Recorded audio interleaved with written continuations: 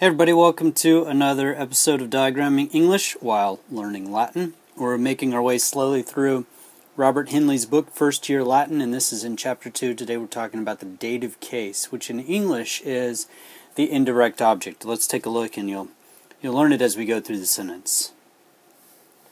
So here we have the sailor gives the daughter a message. Sailor is the subject, underline it once, nominative case. What's he doing? He's giving. We always double underline the verb. He's giving what? He's giving a message.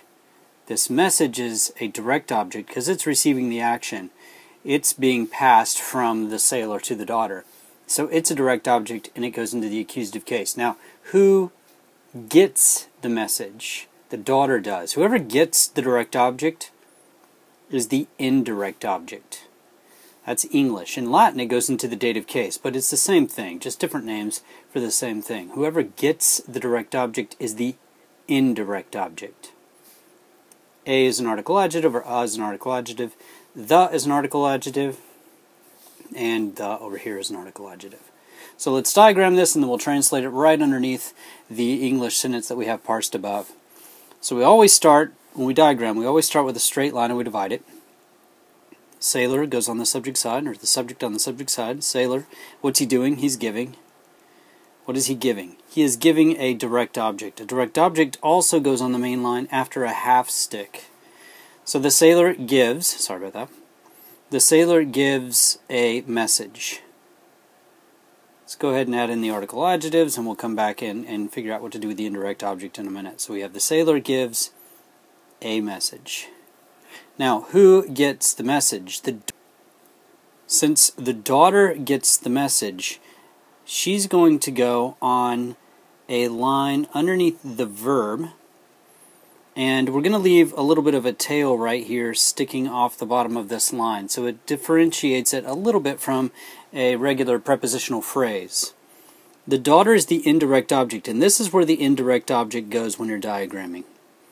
You usually put this sort of line with the tail underneath a verb, and then the indirect object itself goes on that main line. This is the first time we've done this, so I'm going through it in some detail.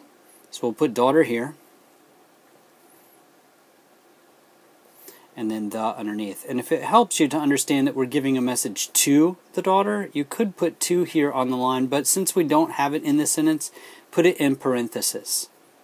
So we now have diagrammed the sailor gives a message to the daughter. So we have it parsed, we have it labeled, we have it diagrammed. The last thing to do for those of you learning Latin is to translate it into Latin. Alright, we're going to go straight down word for word, and then we'll flip it into Roman word order at the end. So we have sailor, nauta. We don't translate the article adjectives because Latin doesn't have any of those. Sorry, alarm going off in the distance. So the sailor gives, dat, nauta dat. What does the sailor give? Nauta dat. Okay, so daughter is filia. So we're going to put filia there, and we'll come back to this in just a minute. What does he give? He gives the message. Oops, not M.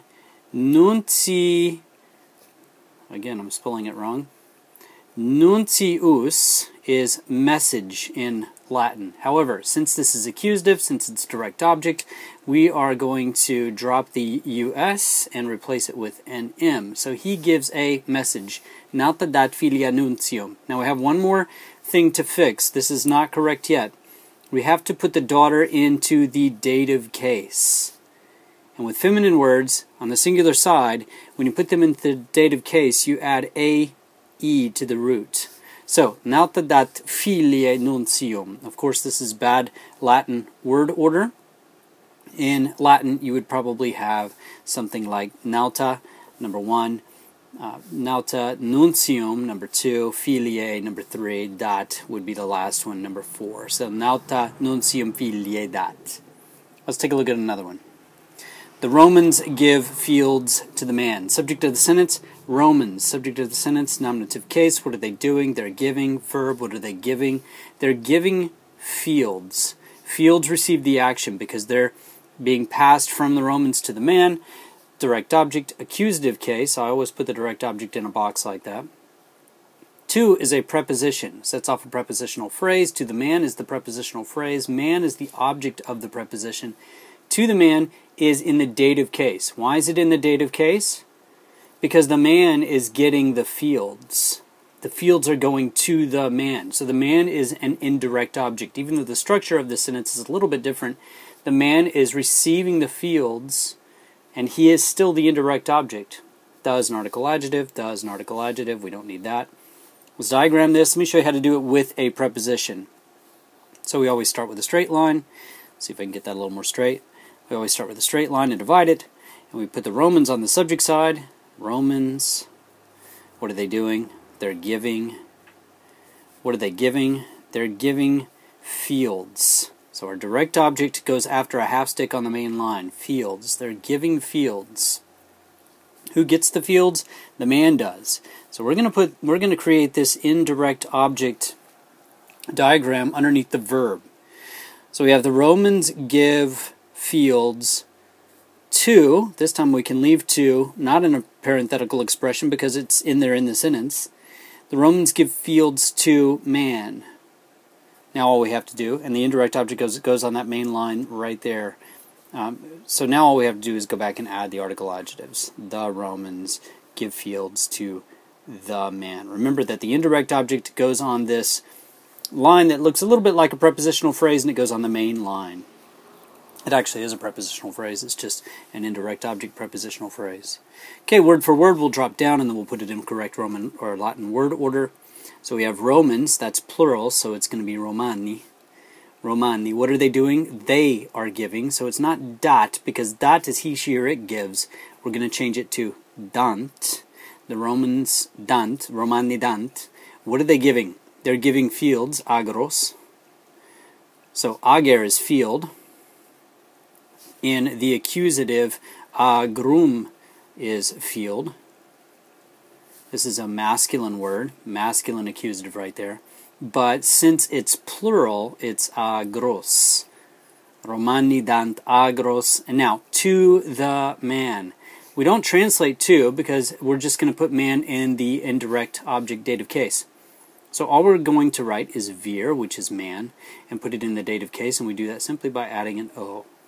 Romani dant agros viro. Of course, this is bad Latin word order. We would have Romani, agros, viro, dant. Roman word order is a little more flexible than English, so it may not be exactly that, but that's likely what it would be. Romani, agros, viro, dant. Or you might say Romani, viro, agros, dant. Okay, another one. The friend gives water to a number of slaves. Subject of the sentence, friend. Subject of the sentence, nominative case. What's he doing? He's giving. Verb, what's he giving? He's actually giving water. Water receives the action. It's getting moved around. It's direct object. It's in the accusative case. Who gets it? To. Preposition. To what? To a number. Object of the preposition. And the number, it's actually the number of slaves, but the number is getting the water. So it's the indirect object and it goes in the dative case. Of is another preposition. Of whom? Slaves. Object of the preposition. Of slaves is a prepositional phrase that goes into the genitive case because of that word of. 9 times out of 10, if you see the word of, it's going into the genitive case. All we have left now are the article adjectives. Is an article adjective. Is an article adjective. We've actually now labeled every single word in this sentence, parsed every single word in this sentence. Let's diagram it, translate it, and move on. Getting a little faster because we're learning how to do this. So, friend on the subject side. Friend, what is he doing? He gives. On the verb side, direct object goes on the main line after a half stick. He gives water. Okay, there's our basic sentence. The friend gives water. Go ahead and add this article adjective. The friend gives water. He gives the water. Who gets the water? He gives the water to. To a number. Alright, now watch this closely. To a number. So far so good. Nothing new here. But since this genitive phrase here, of slaves, is actually referring back to a number because it's a number of slaves, we will put this prepositional phrase underneath number. He gives water to a number of slaves. He gives water to a number of slaves. Alright, And here we go into Latin. Amicus, just talking about one friend, so it's dat. Amicus dat aquam. Aqua is the nominative for water. In the accusative, it's going to be aquam. Amicus dat aquam. We don't need to translate to because we're just simply going to put number into the dative case. So we would write amicus dat aquam numerus is number in the nominative case, but we're going to change it to numero. Amicus dat aquam numero, and then of slaves, servus is slave.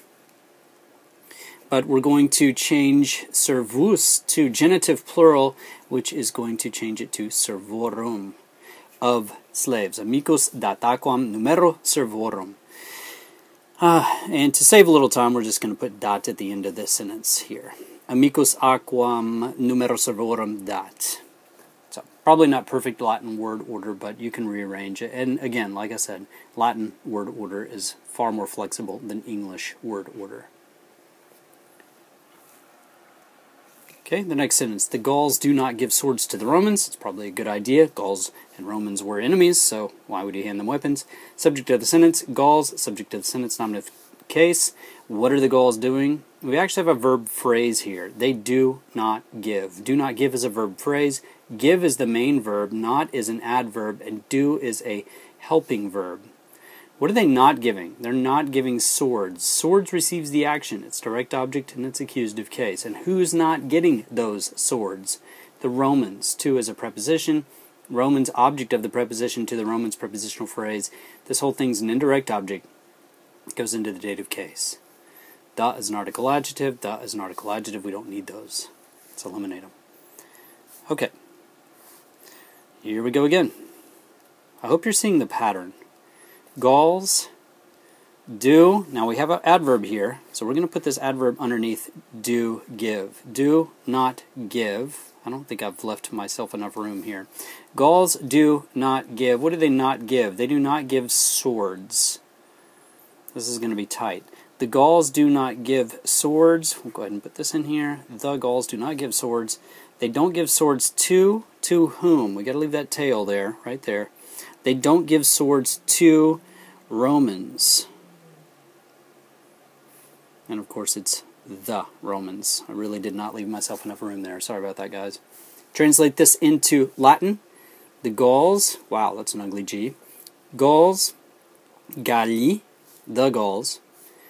Now the Romans would never say do not give. They don't even have helping verbs most of the time. So we would just say non dant. Remember, it's plural. We're talking about more than one Gaul here, so it's not dat, it's dant. The Romans non dant.